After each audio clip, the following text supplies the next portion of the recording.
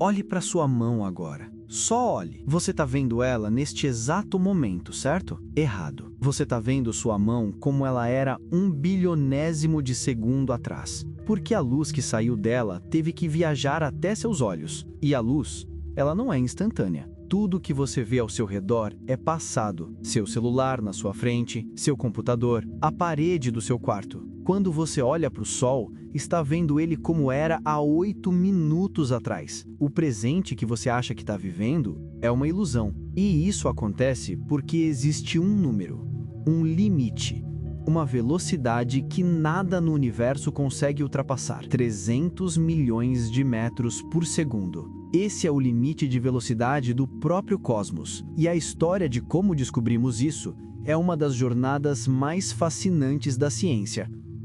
Você vai descobrir por que esse número não é apenas uma curiosidade científica.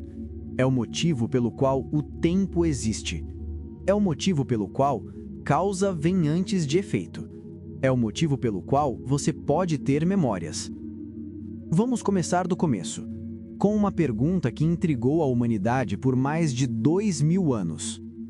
Mas então, a luz é instantânea? Aristóteles, lá no ano 350 a.C., tinha certeza. A luz era instantânea. Fazia sentido, não é? Você acende uma vela num quarto escuro e, bum! Luz imediata. Você abre seus olhos e vê tudo instantaneamente. Não há atraso perceptível. Durante 2000 anos, essa foi a verdade aceita. A luz simplesmente acontecia. Até que em 1638, Galileu Galilei teve uma ideia. Uma ideia que parecia simples, mas que ninguém tinha tentado antes. Ele e um assistente subiram em duas colinas diferentes, separadas por cerca de 1 quilômetro, cada um com uma lanterna coberta. O plano? Galileu destamparia a sua lanterna. No instante em que seu assistente visse a luz, ele destamparia a dele, e Galileu mediria quanto tempo levou. Spoiler: não funcionou. A luz era rápida demais. O tempo de reação humana, cerca de 1/4 de segundo, era muito maior que o tempo que a luz levava para percorrer aquela distância. Era como tentar medir a velocidade de uma bala usando um relógio de sol. Mas Galileu tinha plantado uma semente revolucionária. A luz tem uma velocidade. Ela não é instantânea. Só precisávamos de uma régua maior. Muito maior. E a resposta estava literalmente no céu, nas luas de Júpiter. O contexto da primeira medição se dá nas luas de Júpiter. Em 1676, em Paris, um jovem astrônomo dinamarquês chamado Ole Homer estava fazendo algo aparentemente entediante, documentando quando Io, uma das luas de Júpiter, passava atrás do planeta. Io dá uma volta completa ao redor de Júpiter a cada 42 horas e meia. É como um relógio cósmico perfeito, extremamente previsível. Ou deveria ser. Homer começou a notar algo estranho. Às vezes, Io aparecia uns 10 minutos atrasada, e quando a Terra estava do outro lado do Sol, mais próxima de Júpiter, Io aparecia 10 minutos adiantada. Isso não fazia sentido. Io não podia estar às vezes mais rápida e às vezes mais lenta. Algo estava errado. Mas o quê? E então, Homer teve uma epifania. O problema não estava em Io. O problema estava na luz. Quando a Terra estava mais longe de Júpiter, a luz de Io tinha que viajar uma distância extra, o diâmetro inteiro da órbita da Terra, cerca de 300 milhões de quilômetros a mais. E essa distância extra fazia a luz atrasar 20 minutos no total, 10 minutos de cada lado da órbita. Homer pegou esse atraso de 20 minutos, dividiu pela distância extra que a luz teve que percorrer e chegou num número aproximado, 220 mil quilômetros por segundo. Não estava perfeito, mas estava perto, muito perto.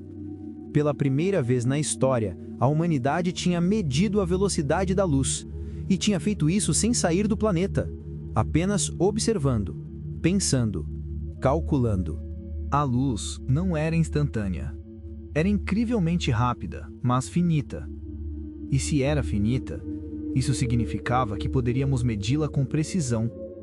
A corrida científica estava oficialmente aberta. Durante os próximos 150 anos, cientistas ao redor do mundo começaram uma competição obsessiva.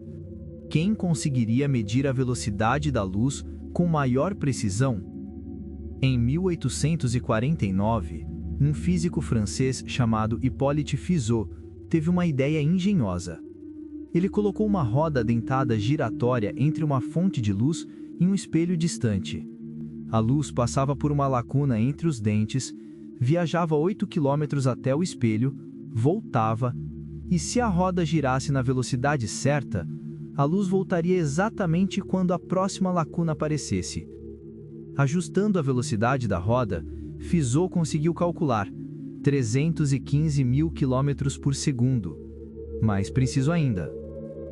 Poucos anos depois, Léon Foucault, sim, o mesmo do pêndulo de Foucault, melhorou o experimento usando espelhos rotativos e chegou em 298 mil quilômetros por segundo. Estávamos chegando perto, muito perto. No século XX, com lasers e tecnologia atômica, finalmente conseguimos cravar o número com precisão absurda. E aqui está o mais fascinante. A partir de 1983, decidimos parar de medir a velocidade da luz. Por quê? Porque ela é tão constante, tão perfeita, tão universal, que decidimos definir o metro baseado nela. Agora, um metro não é mais uma barra de platina guardada em Paris. Um metro é a distância que a luz percorre no vácuo em 1 dividido por 299.792.458 de segundo. A velocidade da luz se tornou a definição de distância. A velocidade exata é 299.792.458 metros por segundo, ou, para simplificar, aproximadamente 300 mil quilômetros por segundo. Mas o que esse número realmente significa? Significa que em 1 segundo a luz percorre a distância equivalente a dar 7 voltas e meia ao redor da Terra. 7 voltas em 1 segundo. Significa que um feixe de luz demoraria apenas 1 segundo e 3 décimos para ir daqui até a Lua. Significa que a luz do Sol, viajando a essa velocidade incrível, ainda leva 8 minutos e 20 segundos para chegar até nós. Mas tem algo ainda mais profundo escondido nesse número. Esse não é apenas o limite de velocidade da luz. É o limite de velocidade de tudo. De qualquer informação, de qualquer partícula, de qualquer coisa no universo. E quando você entende por quê, quando você realmente compreende as implicações disso, sua percepção de realidade muda para sempre. Porque esse limite não foi colocado aí por acaso. Ele está tecido na própria estrutura do espaço e do tempo. Ele é a cola que mantém o universo coerente. Sem esse limite, não existiria causa e efeito. Não existiria antes e depois. Não existiria tempo. E isso nos leva ao segundo ato da nossa jornada, onde vamos entender por que a velocidade da luz é esse limite absoluto. E para isso, precisamos falar de um homem que, em 1905, trabalhando sozinho num escritório de patentes na Suíça, teve uma das ideias mais revolucionárias da história humana. Vamos falar de Albert Einstein. E prepare-se, porque o que você vai descobrir nos próximos 15 minutos vai quebrar completamente sua intuição sobre como o universo funciona. Você acabou de passar os últimos minutos aprendendo sobre a luz. E durante todo esse tempo, a luz de estrelas distantes viajou trilhões de quilômetros através do espaço para chegar até você. Cada fóton que entra no seu olho, quando você olha para o céu noturno, é um mensageiro, uma cápsula do tempo, um fragmento de luz que começou sua jornada, talvez bilhões de anos atrás. Você não está apenas olhando para o espaço. Você está olhando através do tempo. Ato 2. Einstein e experimento mental. Albert Einstein tinha 26 anos quando publicou a teoria da relatividade especial. Ele não tinha um laboratório sofisticado, não tinha telescópios potentes, não tinha uma universidade prestigiada por trás dele. O que ele tinha era algo muito mais poderoso: sua imaginação. E ele usou essa imaginação para fazer uma pergunta que parece simples, mas que levou a consequências absolutamente revolucionárias. Imagine que você está correndo muito rápido, tão rápido quanto é humanamente possível. Você olha para o lado e vê um feixe de luz passando ao seu lado. Agora imagine que você começa a correr mais rápido, cada vez mais rápido. Você alcança a velocidade de um carro, depois de um avião, depois de um foguete, e você continua acelerando. 50 mil quilômetros por segundo, 100 mil, 200 mil. Você está quase lá, quase na velocidade da luz. Você olha para o lado novamente, e aquele feixe de luz ainda está passando por você na mesma velocidade, 300 mil quilômetros por segundo. Você acelera ainda mais. Agora está a 299 mil quilômetros por segundo, apenas 1000 quilômetros por segundo mais lento que a luz. Você está tão perto de alcançá-la. E aquele feixe de luz ao seu lado ainda está indo a 300 mil quilômetros por segundo em relação a você. Isso não faz sentido. Isso viola completamente nossa intuição.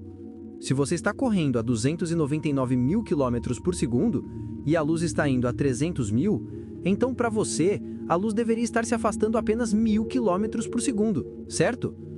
Errado. A luz sempre viaja a 300 mil quilômetros por segundo. Sempre. Não importa quão rápido você esteja se movendo.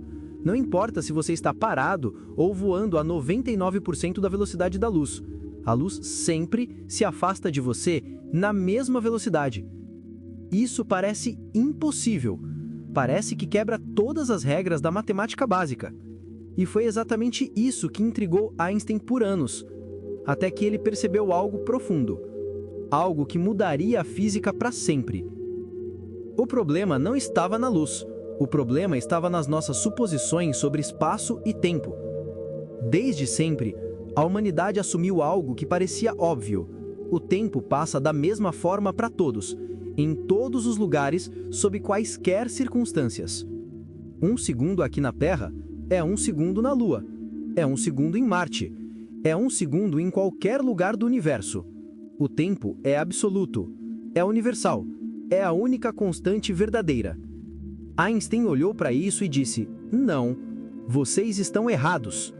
O tempo não é absoluto, o tempo é relativo, e ele muda dependendo da sua velocidade.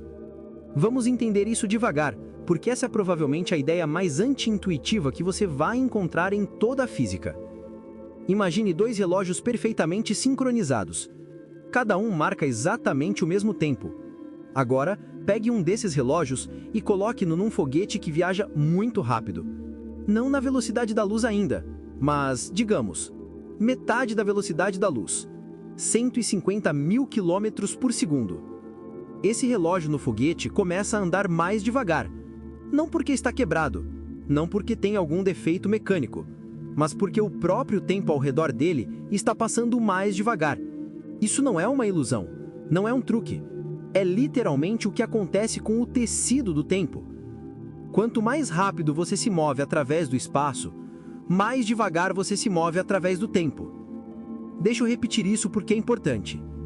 Quanto mais rápido você se move através do espaço, mais devagar você se move através do tempo. É como se você tivesse uma quantidade fixa de velocidade para distribuir entre 2 dimensões: espaço e tempo. Se você usar mais velocidade no espaço, sobra menos para o tempo. Se você está parado no espaço, você está se movendo pelo tempo na velocidade máxima. Einstein percebeu que espaço e tempo não são 2 coisas separadas. São uma coisa só, um tecido entrelaçado que ele chamou de espaço-tempo. E quando você viaja muito rápido através desse tecido, você literalmente distorce ele. Você estica o tempo. Você comprime o espaço. Isso não é ficção científica. Isso acontece todos os dias. Satélites de GPS em órbita ao redor da Terra viajam a cerca de 14.000 km por hora. E os relógios dentro desses satélites precisam ser constantemente ajustados porque estão andando alguns microsegundos mais lentos que os relógios na Terra. Ato 2. Einstein e o experimento mental. Albert Einstein tinha 26 anos quando publicou a teoria da relatividade especial. Ele não tinha um laboratório sofisticado, não tinha telescópios potentes, não tinha uma universidade prestigiada por trás dele. O que ele tinha era algo muito mais poderoso: sua imaginação. E ele usou essa imaginação para fazer uma pergunta que parece simples, mas que levou a consequências absolutamente revolucionárias. Imagine que você está correndo muito rápido, tão rápido quanto é humanamente possível. Você olha para o lado e vê um feixe de luz passando ao seu lado. Agora, imagine que você começa a correr mais rápido, cada vez mais rápido. Você alcança a velocidade de um carro, depois de um avião, depois de um foguete, e você continua acelerando. 50.000 km por segundo, 100.000, 200.000. Você está quase lá, quase na velocidade da luz. Você olha para o lado novamente, e aquele feixe de luz ao seu lado ainda está indo a 300.000 km por segundo em relação a você. Isso não faz sentido. Isso viola completamente nossa intuição. Se você está correndo a 299.000 km por segundo e a luz está indo a 300.000, então para você, a luz deveria estar se afastando apenas a 1.000 km por segundo, certo? Errado. A luz sempre viaja a 300.000 km por segundo. Sempre. Não importa quão rápido você esteja se movendo. Não importa se você está parado ou voando a 99% da velocidade da luz. A luz sempre se afasta de você na mesma velocidade. Isso parece impossível. Parece que quebra todas as regras da matemática básica. E foi exatamente isso que intrigou Einstein por anos. Até que ele percebeu algo profundo, algo que mudaria a física para sempre. O problema não estava na luz. O problema estava nas nossas suposições sobre o espaço e o tempo. Desde sempre, a humanidade assumiu algo que parecia óbvio. O tempo passa da mesma forma para todos em todos os lugares, sob quaisquer circunstâncias. 1 segundo aqui na Terra é 1 segundo na Lua, é 1 segundo em Marte, é 1 segundo em qualquer lugar do universo. O tempo é absoluto, é universal, é a única constante verdadeira. Einstein olhou para isso e disse: "Não, vocês estão errados. O tempo não é absoluto, o tempo é relativo, e ele muda dependendo da sua velocidade." Vamos entender isso devagar, porque essa é provavelmente a ideia mais anti-intuitiva que você vai encontrar em toda a física. Imagine 2 relógios perfeitamente sincronizados. Cada um marca exatamente o mesmo tempo. Agora, pegue um desses relógios e coloque-o num foguete que viaja muito rápido. Não na velocidade da luz ainda, mas, digamos, metade da velocidade da luz. 150.000 km por segundo. Esse relógio no foguete começa a andar mais devagar, não porque está quebrado, não porque tem algum defeito mecânico, mas porque o próprio tempo ao redor dele está passando mais devagar. Isso não é uma ilusão, não é um truque. É literalmente o que acontece com o tecido do tempo. Quanto mais rápido você se move através do espaço, mais devagar você se move através do tempo. Deixa eu repetir isso porque é importante. Quanto mais rápido você se move através do espaço, mais devagar você se move através do tempo. É como se você tivesse uma quantidade fixa de velocidade para distribuir entre duas dimensões, espaço e tempo. Se você usar mais velocidade no espaço, sobra menos para o tempo. Se você está parado no espaço, você está se movendo pelo tempo na velocidade máxima. Einstein percebeu que espaço e tempo não são duas coisas separadas, são uma coisa só. Um tecido entrelaçado que ele chamou de espaço-tempo. E quando você viaja muito rápido através desse tecido, você literalmente estica ele. Você comprime o tempo. Você comprime o espaço. Isso não é ficção científica. Isso acontece todos os dias. Satélites de GPS em órbita ao redor da Terra viajam a cerca de 14 mil quilômetros por hora. E os relógios dentro desses satélites precisam ser constantemente ajustados, porque estão andando alguns microsegundos mais devagar que os relógios na Terra. Alguns microsegundos não parecem muito, mas, se não corrigíssemos isso, seu GPS te levaria para o lugar errado. As coordenadas estariam deslocadas por quilômetros. A relatividade não é uma teoria abstrata. É tão real que você usa ela toda vez que pede um Uber.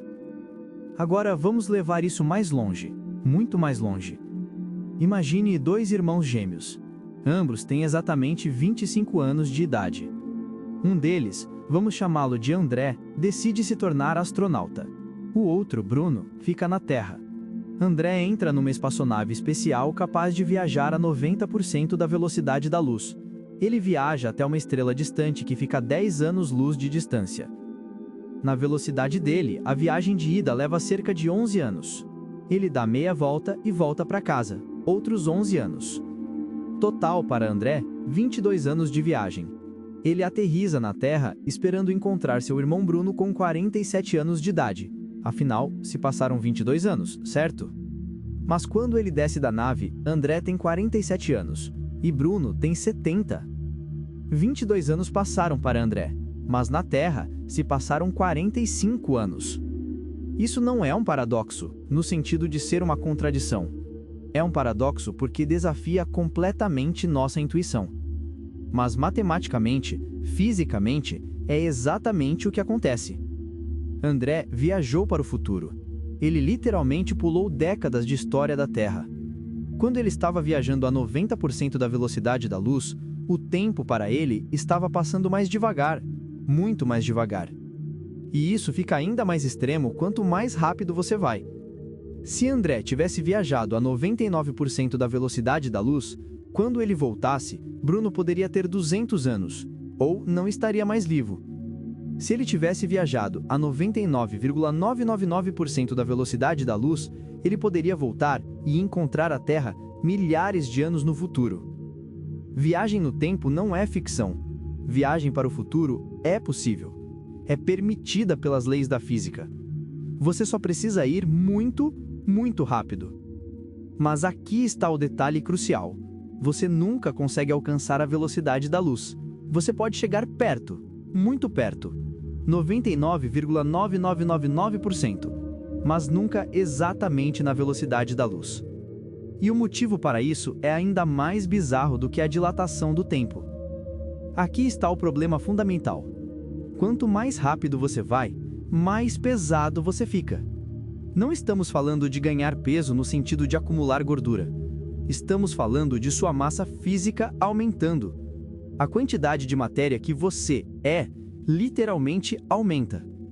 Isso acontece porque quando você acelera, você está adicionando energia ao seu movimento. E Einstein descobriu que energia e massa são a mesma coisa. São duas faces da mesma moeda. Quanto mais energia você adiciona ao seu movimento, mais massa você ganha. Pensa assim. Imagine que você está empurrando um carrinho de compras vazio num supermercado. Fácil. Você acelera sem esforço. Agora, imagine que alguém coloca um saco de arroz no carrinho. Fica um pouco mais difícil de empurrar. Você precisa de mais força para acelerar. Mais um saco. Depois outro. E outro. O carrinho está ficando cada vez mais pesado e cada vez mais difícil de acelerar. Agora, imagine que quanto mais rápido você empurra o carrinho, mais peso ele ganha automaticamente. Quanto mais você acelera, mais pesado ele fica. E quanto mais pesado ele fica, mais força você precisa para continuar acelerando. É exatamente isso que acontece quando você tenta acelerar algo com massa até a velocidade da luz. A 50% da velocidade da luz, você ganha cerca de 15% de massa extra. A 90% da velocidade da luz, você mais que dobra de massa. A 99% da velocidade da luz, sua massa é 7 vezes maior do que quando estava parado. A 99,9% da velocidade da luz, sua massa é 22 vezes maior. E conforme você se aproxima cada vez mais de 100% da velocidade da luz, sua massa se aproxima do infinito. Para acelerar algo com massa infinita, você precisaria de energia infinita. E não existe energia infinita no universo. Por isso, nada com massa pode alcançar a velocidade da luz. É matemática, fisicamente impossível. Partículas no grande colisor de hadrons são aceleradas a 99,9999991% da velocidade da luz. Elas ficam tão massivas que uma única partícula subatômica tem a energia cinética de um mosquito voando. Um mosquito! Numa partícula 1000 trilhões de vezes menor que um grão de areia. Mas mesmo com toda a energia que conseguimos gerar, mesmo com quilômetros de aceleradores de partículas, mesmo assim, não conseguimos chegar a 100%. Sempre falta aquele último 0,0000009%. E sempre vai faltar. A velocidade da luz não é um desafio de engenharia, não é uma questão de tecnologia mais avançada. É uma barreira fundamental do universo. É uma parede que não pode ser atravessada, a não ser que você não tenha massa alguma. Fótons, as partículas da luz. Elas não têm massa. Zero. Nada. Completamente sem massa. E por isso, elas viajam na velocidade da luz. Não é que elas aceleram até essa velocidade. Elas nascem já viajando a essa velocidade. Desde o momento em que um fóton é criado, ele está se movendo a 300 mil quilômetros por segundo. E aqui está algo fascinante. Do ponto de vista de um fóton, ele não experimenta tempo. Nenhum tempo passa para ele. Sua jornada, não importa quão longa seja no nosso referencial, é instantânea para ele. Um fóton que nasce no núcleo do Sol e viaja 8 minutos até seus olhos nem envelhece nem um único momento. Do ponto de vista dele, ele nasce no Sol e morre no seu olho no mesmo instante. Fótons não têm passado, não têm futuro. Eles existem num eterno presente congelado. E isso nos leva à equação mais famosa da história da ciência. 5 caracteres que mudaram o mundo para sempre. E igual a mc². A tão famosa fórmula significa que energia é igual a massa vezes a velocidade da luz ao quadrado. Essa equação te diz que massa e energia são intercambiáveis, são a mesma coisa em formas diferentes. Você pode transformar massa em energia, e você pode transformar energia em massa. E o fator de conversão entre elas é c², a velocidade da luz multiplicada por ela mesma. 300 mil km por segundo vezes 300 mil km por segundo. Esse é um número absurdamente grande. Isso significa que uma quantidade minúscula de massa contém uma quantidade monstruosa de energia. Um único grama de matéria, se completamente convertida em energia, liberaria energia equivalente a 20 mil toneladas de TNT, a bomba de Hiroshima. Isso não é uma especulação teórica, é exatamente assim que bombas nucleares funcionam, e é exatamente assim que o Sol funciona. Ele converte 4 milhões de toneladas de massa em energia a cada segundo. E mesmo assim, ele tem massa suficiente para continuar fazendo isso por mais 5 bilhões de anos. A velocidade da luz não é apenas o limite de velocidade do universo, é a taxa de câmbio entre matéria e energia. É a constante fundamental que conecta espaço, tempo, massa e energia numa única teoria unificada. E agora você começa a entender por que esse número é tão importante. Por que 300 mil km por segundo não é apenas uma curiosidade, é literalmente a estrutura do universo. Mas isso nos leva a uma pergunta ainda mais profunda. Se nada pode viajar mais rápido que a luz, se esse é um limite absoluto e intransponível, o que isso significa para nós? O que isso significa para a exploração espacial, para encontrar vida alienígena, para entender o universo? O que significa viver num cosmos com um limite de velocidade? E essa é a jornada do nosso terceiro e último ato. Prepare-se, porque o que vem a seguir é ao mesmo tempo a parte mais triste e a mais bela dessa história. Ato 3. As consequências. Vivendo num universo limitado. Vamos começar perto de casa, com a estrela que nos mantém vivos, com o Sol. Neste exato momento, o Sol está no meio de sua vida. Ele tem 4,6 bilhões de anos de idade e tem combustível para mais 5 bilhões de anos pela frente. Ele está no que chamamos de sequência principal, onde passa a maior parte de sua existência convertendo hidrogênio em hélio no seu núcleo. Mas o que vai acontecer quando esse combustível acabar tem tudo a ver com a velocidade da luz. Porque cada mudança no Sol leva tempo para chegarmos. Cada fóton que carrega informação sobre o estado do Sol viaja até nós a 300 mil quilômetros por segundo. Nem mais rápido, nem mais devagar. Daqui a 1 bilhão de anos, o Sol ficará cerca de 10% mais brilhante do que é hoje. Isso não parece muito, mas será o suficiente para tornar a Terra inabitável. Os oceanos vão ferver, a atmosfera será arrancada pelo vento solar. Toda a vida complexa na superfície terrestre será extinta. Mas nós só saberemos disso 8 minutos depois de começar, porque a luz leva 8 minutos para chegar do Sol até aqui. Daqui a 5 bilhões de anos, o hidrogênio no núcleo do Sol estará esgotado. Ele começará a queimar hélio, e quando isso acontecer, ele vai se expandir. Vai inchar até se tornar uma gigante vermelha tão grande que engolirá Mercúrio inteiro, depois Vênus e provavelmente a Terra também. Mas mesmo esse evento catastrófico não acontecerá instantaneamente para nós.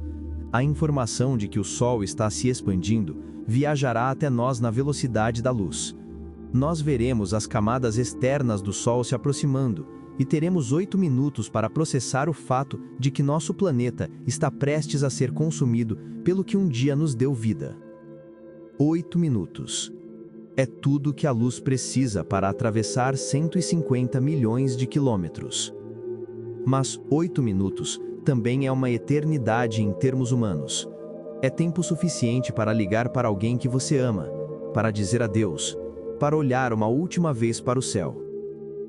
A velocidade da luz não é apenas uma constante física, ela define o ritmo pelo qual o universo se desenrola para nós. Agora, vamos expandir nosso olhar. Vamos sair do sistema solar e olhar para o espaço mais profundo, porque aí é onde a velocidade da luz começa a criar problemas reais, problemas que podem determinar o futuro de toda a nossa espécie. Quando pensamos em exploração espacial, frequentemente imaginamos naves velozes viajando entre planetas como se fossem ilhas próximas num arquipélago, mas a realidade é muito diferente. Vamos começar com distâncias que ainda são gerenciáveis. A Lua está a 384 mil quilômetros de distância. A luz leva 1,3 segundos para chegar lá. Isso significa que quando os astronautas da Apollo conversavam com o controle da missão na Terra, havia um atraso de 2,6 segundos entre pergunta e resposta. 1 segundo e 3 décimos para a pergunta chegar, outro segundo e 3 décimos para a resposta voltar. É como aquelas ligações internacionais antigas por satélite, onde você fazia uma pergunta e tinha que esperar a pessoa responder. Incômodo, mas administrável. Agora vamos um pouco mais longe. Marte, no ponto mais próximo da Terra, está a cerca de 55 milhões de quilômetros. A luz leva 3 minutos para chegar lá. Isso significa um atraso de 6 minutos numa conversa. Você faz uma pergunta. 6 minutos depois, você ouve a resposta. Não dá para ter uma conversa normal assim. Toda a comunicação com astronautas em Marte teria que ser feita por mensagens gravadas. Você grava seu recado, envia, espera 6 minutos e então recebe a resposta gravada. E isso é na distância mínima. Quando Marte está do outro lado do Sol em relação à Terra, a distância aumenta para 401 milhões de quilômetros. O atraso de comunicação sobe para 22 minutos. Quase meia hora para perguntar algo e receber resposta. Imagine pilotar um rover em Marte com esse atraso. Você vê um obstáculo na frente. Você envia o comando para parar. 22 minutos depois, o rover para. Mas nesse tempo, ele já percorreu centenas de metros. Já bateu no obstáculo há 20 minutos. Você só está descobrindo agora. É por isso que os rovers marcianos precisam ser autônomos. Eles precisam tomar decisões sozinhos. Porque a distância, combinada com a velocidade da luz, torna controle em tempo real completamente impossível. Agora vamos mais longe ainda. Júpiter está a 778 milhões de quilômetros do Sol. A luz leva 43 minutos para ir da Terra a Júpiter, quase uma hora de ida e volta. Saturno está a 1,4 bilhões de quilômetros. A luz leva 79 minutos para chegar lá, mais de uma hora só de ida. Netuno, o planeta mais distante do nosso sistema solar, está a 4,5 bilhões de quilômetros de distância. A luz do Sol leva 4 horas para chegar até lá. Se você estivesse em Netuno e olhasse para o Sol, você estaria vendo o Sol como ele era há 4 anos atrás. E a sonda Voyager 1, o objeto feito pelo homem mais distante da Terra, está atualmente a mais de 24 bilhões de quilômetros de distância. A luz leva 22 horas para chegar até ela, quase um dia inteiro. Quando enviamos um comando para a Voyager 1, ela recebe esse comando 22 horas depois. Quando ela envia uma resposta de volta, recebemos 22 horas depois. São 44 horas entre comando e confirmação, quase 2 dias. E isso ainda é dentro do nosso próprio sistema solar. Ainda estamos no nosso quintal cósmico. Quando olhamos para as estrelas, a escala se torna absolutamente avassaladora. A estrela mais próxima do Sol, tirando o próprio Sol, é Próxima Centauri. Ela está a 4,24 anos-luz de distância. Isso significa que a luz, viajando a 300 mil quilômetros por segundo, leva 4,24 anos para sair de Próxima Centauri e chegar até nós. Quando você olha para a Próxima Centauri no céu noturno, você está vendo como ela era há 4 anos e 3 meses. Você está literalmente olhando para o passado. Se Próxima Centauri explodisse agora, neste exato momento, nós só saberíamos daqui a 4 anos e 3 meses. E essa é a estrela mais próxima. Sirius, a estrela mais brilhante do céu noturno, está a 8,6 anos-luz de distância. A luz que você vê hoje saiu de Sirius em 2016. Quando você olha para Sirius, você está vendo como ela era no ano em que o Brasil sediou as Olimpíadas. Betelgeuse, a supergigante vermelha da constelação de Órion, está a 650 anos-luz de distância. A luz que vemos dela hoje saiu de lá no ano 1375, na Idade Média, quando o Império Otomano estava apenas começando, quando a Europa estava se recuperando da peste negra. Se Betelgeuse já explodiu, e muitos astrônomos acreditam que ela está prestes a explodir, nós não sabemos, não podemos saber. A informação ainda está viajando até nós. Pode chegar amanhã, pode chegar daqui a 1000 anos. E essas ainda são estrelas relativamente próximas. Nossa galáxia, a Via Láctea, tem 100 mil anos-luz de diâmetro. A luz leva 100 mil anos para ir de uma ponta da galáxia para outra. O centro da nossa galáxia está a 27 mil anos-luz de distância. Quando olhamos para o centro da nossa própria galáxia, estamos vendo como ela era há 27 mil anos atrás, quando os humanos ainda viviam em cavernas e pintavam nas paredes. Andrômeda, nossa galáxia vizinha mais próxima, está a 2,5 milhões de anos-luz de distância.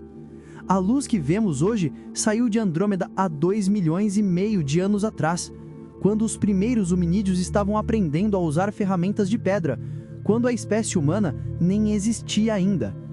E Andrômeda ainda está no que chamamos de grupo local, ainda é nossa vizinhança cósmica. As galáxias mais distantes que conseguimos observar estão a mais de 13 bilhões de anos-luz. A luz dessas galáxias viajou por 13 bilhões de anos até chegar aos nossos telescópios. Ela começou a sua jornada quando o universo tinha apenas 700 milhões de anos de idade, quando as primeiras estrelas estavam apenas começando a se formar. Essas galáxias podem nem existir mais, podem ter colidido com outras galáxias, podem ter sido rasgadas pela expansão do universo, mas nós não sabemos, não podemos saber. A informação ainda não chegou até nós. Essa é a verdadeira solidão cósmica. Não é apenas que estamos longe de tudo, é que estamos separados de tudo pelo próprio tecido do espaço-tempo, separados pela velocidade finita da luz. E isso nos leva a uma das perguntas mais profundas e perturbadoras sobre nosso universo. Existem galáxias no universo que estamos vendo agora, neste exato momento, através dos nossos telescópios mais poderosos. Galáxias cheias de bilhões de estrelas, galáxias onde podem existir planetas, onde pode existir vida, onde podem existir civilizações olhando de volta para nós. E nós nunca, jamais, em toda a história futura do universo, conseguiremos alcançá-las. Não importa quão avançada nossa tecnologia se torne, não importa se descobrirmos como viajar a 99,9% da velocidade da luz, não importa se a humanidade sobreviva por trilhões de anos, essas galáxias estão para sempre fora do nosso alcance. E a razão para isso é uma das descobertas mais perturbadoras da cosmologia moderna. O universo não está apenas se expandindo, ele está se expandindo cada vez mais rápido. Pensa assim, imagine que você está numa esteira rolante, tentando chegar ao outro lado, mas a esteira está se movendo na direção oposta. Se você correr mais rápido que a esteira, você consegue chegar do outro lado. Mas e se a esteira começar a acelerar? E se quanto mais você corre, mais rápido a esteira fica? Eventualmente, a esteira vai estar se movendo tão rápido que mesmo você correndo na sua velocidade máxima, você não consegue fazer progresso. Você está correndo no lugar. É exatamente isso que está acontecendo com o universo. Existe algo chamado energia escura. Nós não sabemos o que é, não sabemos por que existe, mas sabemos o que ela faz. Ela está empurrando o espaço para se expandir, e essa expansão está acelerando. Galáxias muito distantes estão se afastando de nós mais rápido que a velocidade da luz. Não porque elas estão se movendo através do espaço mais rápido que a luz. Isso seria impossível, mas porque o próprio espaço entre nós e elas está se expandindo, e não há limite para quão rápido o espaço pode se expandir. Imagine dois pontos desenhados num balão. Conforme você infla o balão, os pontos se afastam um do outro. Mas os pontos não estão se movendo pela superfície do balão. A própria superfície está se expandindo. É o tecido do balão que está crescendo. O universo funciona da mesma forma. E aqui está o detalhe crucial. Existe uma distância, uma linha no espaço, além da qual as galáxias estão se afastando de nós mais rápido que a velocidade da luz. Chamamos isso de horizonte cósmico. Galáxias além desse horizonte estão se afastando tão rápido que a luz que elas emitem nunca vai nos alcançar. A luz está viajando em nossa direção a 300 mil quilômetros por segundo, mas o espaço entre nós e elas está se expandindo mais rápido que isso. A luz está nadando contra uma correnteza mais forte que ela. Ela nunca vai vencer. Existem bilhões de galáxias além desse horizonte, e a cada segundo que passa, mais galáxias cruzam essa linha invisível. Mais galáxias desaparecem da nossa vista para sempre. Eventualmente, daqui a trilhões de anos, a única coisa que civilizações futuras vão conseguir ver no céu noturno será o nosso próprio grupo local de galáxias. Tudo mais terá desaparecido além do horizonte. E essas civilizações futuras vão olhar para o céu vazio e pensar que o universo consiste apenas de algumas galáxias flutuando num vazio infinito. Elas não saberão que já existiu uma época onde o céu estava cheio de galáxias, onde podíamos olhar e ver trilhões de mundos, porque a evidência terá literalmente desaparecido, afastada para além do alcance da luz. Nós vivemos num momento especial da história cósmica, um momento onde ainda podemos ver o universo profundo, onde ainda podemos estudar a radiação cósmica de fundo que sobrou do Big Bang, onde ainda podemos mapear a estrutura em grande escala do cosmos. Nossos descendentes distantes não terão esse privilégio, e eles nunca saberão o que perderam. A velocidade da luz não apenas limita quão rápido podemos viajar, ela literalmente limita o tamanho do universo que podemos conhecer. Ela define uma bolha ao nosso redor, uma esfera de observabilidade, além da qual nada pode ser conhecido, nada pode ser visto, nada pode ser alcançado. Vivemos numa prisão cósmica, e as paredes dessa prisão estão se fechando. Mas a humanidade nunca foi boa em aceitar limitações. Sempre que encontramos uma parede, procuramos uma porta, ou uma janela, ou cavamos um túnel. Então vamos falar das possíveis brechas, as maneiras teóricas pelas quais poderíamos, talvez, contornar o limite de velocidade da luz, sem realmente quebrá-lo. A primeira ideia vem diretamente da própria teoria da relatividade de Einstein: buracos de minhoca. A relatividade nos diz que o espaço-tempo pode ser curvado. Na verdade, ele está sendo curvado o tempo todo pela gravidade. A Terra curva o espaço-tempo ao seu redor. É por isso que a Lua orbita a Terra. Ela está seguindo a curvatura do espaço-tempo. Mas e se pudéssemos curvar o espaço-tempo de uma forma muito mais radical? E se pudéssemos criar uma dobra tão extrema que conectasse dois pontos distantes do espaço, como um túnel através do tecido do universo? Isso é um buraco de minhoca, uma ponte entre dois lugares distantes. Você entra de um lado, viaja alguns metros através do buraco de minhoca e sai do outro lado do universo. Matematicamente, buracos de minhoca são permitidos pela relatividade geral. As equações funcionam, mas há problemas enormes. Primeiro, para manter um buraco de minhoca aberto, você precisaria de algo chamado matéria exótica, matéria com massa negativa. E até onde sabemos, matéria com massa negativa não existe. Nunca observamos nada assim. Pode ser que seja fundamentalmente impossível. Segundo, mesmo que você conseguisse criar um buraco de minhoca, ele seria extremamente instável. Qualquer coisa tentando passar por ele provavelmente faria o buraco colapsar antes de conseguir atravessar, inclusive a própria luz, inclusive informação. Terceiro, mesmo que você resolvesse os problemas de estabilidade, você não conseguiria usar um buraco de minhoca para viajar de volta no tempo. As leis da causalidade ainda se aplicam. Causa ainda tem que vir antes de efeito. E isso coloca limites fundamentais no que você pode fazer com um buraco de minhoca. Então, buracos de minhoca são possíveis, em teoria, mas construir um pode ser impossível na prática. A segunda ideia é o chamado Warp Drive, o motor de dobra espacial. A ideia aqui é que, em vez de você se mover através do espaço, você faz o espaço se mover ao seu redor. Você comprime o espaço na sua frente e expande o espaço atrás de você. Você cria uma bolha no espaço-tempo que surfa numa onda de distorção espacial. Dentro da bolha, você está parado, você não está se movendo, mas o espaço ao redor da bolha está se movendo, e não há limite para como rápido o espaço pode se mover. Isso foi proposto pelo físico Miguel Alcubierre em 1994. E, surpreendentemente, as equações funcionam. Você pode escrever uma métrica de espaço-tempo consistente que permite esse tipo de movimento. Mas, de novo, há problemas. Você precisaria de quantidades absurdas de energia. Estamos falando da massa de Júpiter convertida totalmente em energia. E mesmo isso pode não ser suficiente. Você precisaria de matéria exótica de novo. Aquela mesma matéria com massa negativa que provavelmente não existe. E tem outro problema.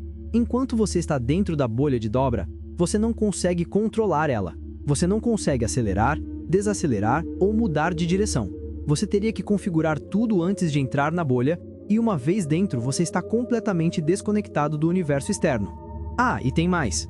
Quando a bolha se move através do espaço, ela acumula radiação. E quando você para a bolha no seu destino, toda essa radiação é liberada de uma vez, numa explosão tão intensa que provavelmente vaporizaria tudo no sistema estelar de destino. Então você conseguiria viajar mais rápido que a luz, mas destruiria seu destino no processo. Não é exatamente ideal. A terceira ideia envolve usar a própria expansão do espaço. Se o espaço pode se expandir mais rápido que a luz naturalmente, talvez possamos criar uma expansão artificial localizada que nos empurre para frente. Mas isso esbarra nos mesmos problemas: energia absurda, matéria exótica e instabilidade. Todas essas ideias compartilham algo em comum. Elas tecnicamente não quebram o limite da velocidade da luz.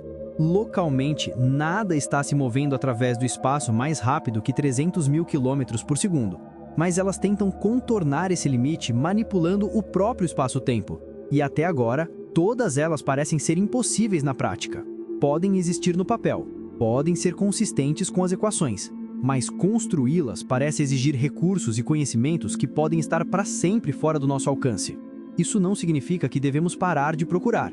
A história da ciência está cheia de impossibilidades que se tornaram realidade. Voar era impossível. Ir à Lua era impossível. Comunicação instantânea ao redor do mundo era impossível. Até que não eram. Mas também precisamos ser honestos sobre as probabilidades. O limite da velocidade da luz não é como a barreira do som. Não é um desafio de engenharia esperando para ser resolvido. É uma lei fundamental do universo. E todas as evidências apontam para o fato de que essa lei é absolutamente rígida.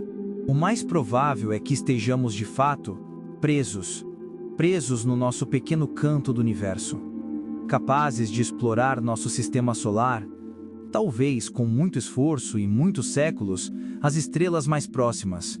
Mas as galáxias distantes, os quasares brilhantes, os aglomerados de galáxias a bilhões de anos-luz de distância, esses lugares existem apenas nas nossas observações, nas nossas fotografias, nos nossos sonhos.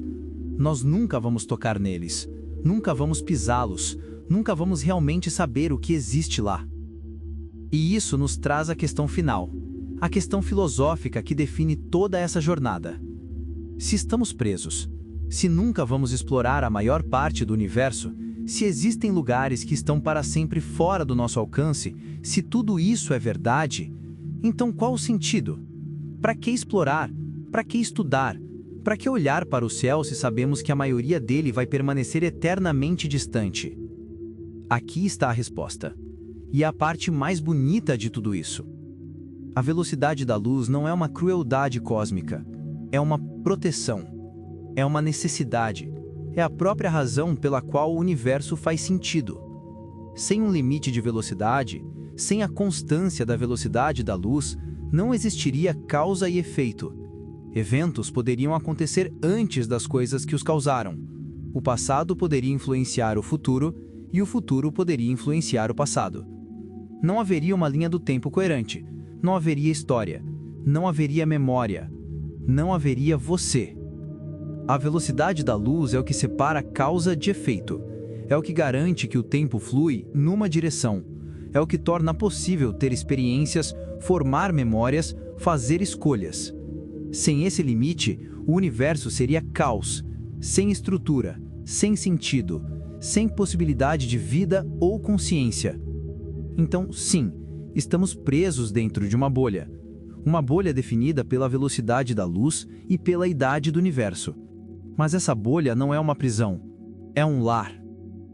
E que lar impressionante é esse!